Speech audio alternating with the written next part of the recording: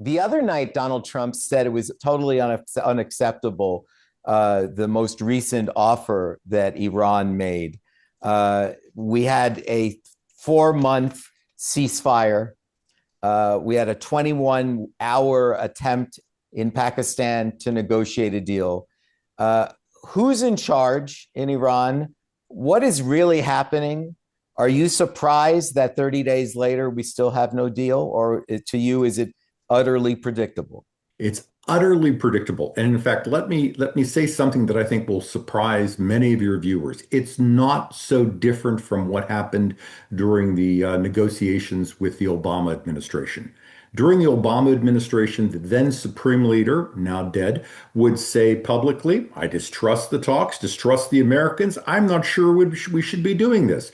During the time, the IRGC was very protective. But what made that deal then work were three things that weren't touched. We didn't touch missiles. We didn't touch militias. We didn't touch the IRGC's control of the economy. And in fact, the deal gave resources to the Iranian government through sanctions relief, which actually resourced the IRGC and allowed them to continue to criticize the people who engaged in the deal. So they eventually signed off. It did provide constraint on the nuclear program and meaningful oversight.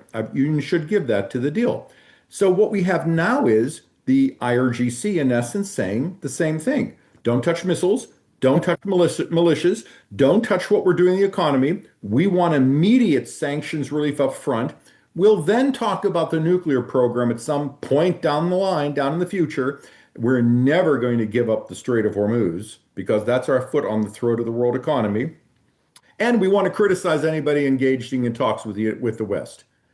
So if you were still at the CIA and during those eras that you advised presidents and President Trump brought you in that night, would you have agreed with him when he said the words totally unacceptable?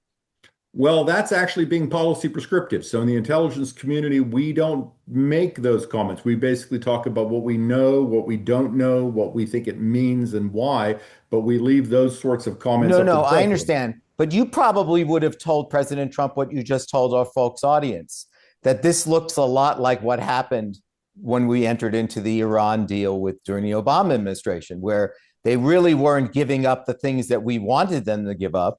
And they were just kicking the can down the road and leaving all sorts of options about the continued perpetual control of Islamic fanatics over Iran.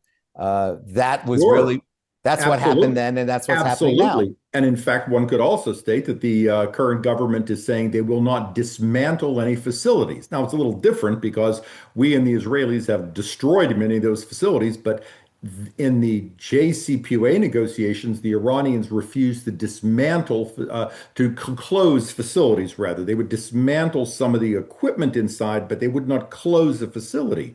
I think what you have to keep in mind on the enrichment issue, it's a very simple concept. What the Iranians say is we will not give up enrichment, but we'll send out what we enrich out of the country. Now, that's not a bad thing.